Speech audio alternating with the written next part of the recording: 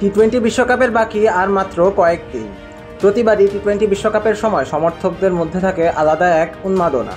কে সবচেয়ে বেশি রান করছেন, কে পাচ্ছেন সর্বোচ্চ উইকেট, এগুলো নিয়ে সমর্থকদের আগ্রহ থাকে আকাশ ছোঁয়া।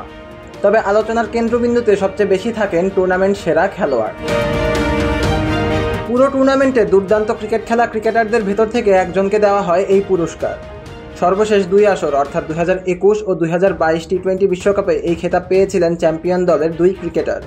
2021 সালে অস্ট্রেলিয়ার ডেভিড ওয়ার্নার ও 2022 সালে ইংল্যান্ডের স্যাম কারানের হাতে উঠেছিল টুর্নামেন্ট সেরার পুরস্কার। 2021 সালে টানা চতুর্থবারের মতো এশিয়াতে বসে টি-20-র বিশ্ব আসর।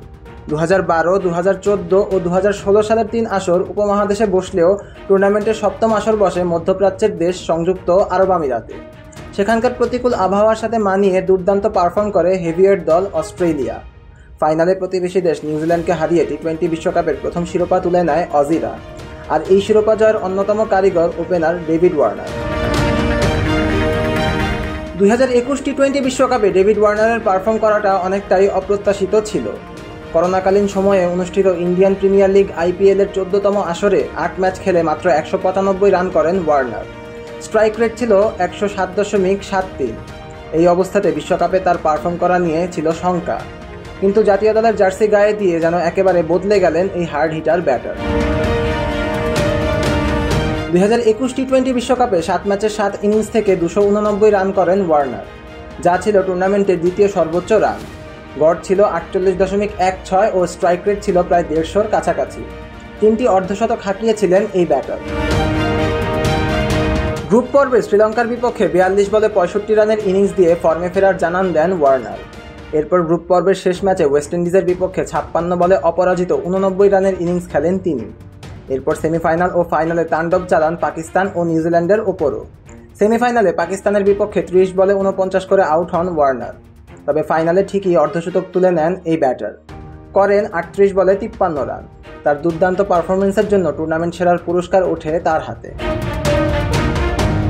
মূলত একজন অলরাউন্ডার হলেও 2022 সালে নিজের প্রথম টি-20 বিশ্বকাপের টুর্নামেন্ট সেরার পুরস্কার স্যাম কারান জিতে নেন তার বোলিং পারফরমেন্সের জন্য।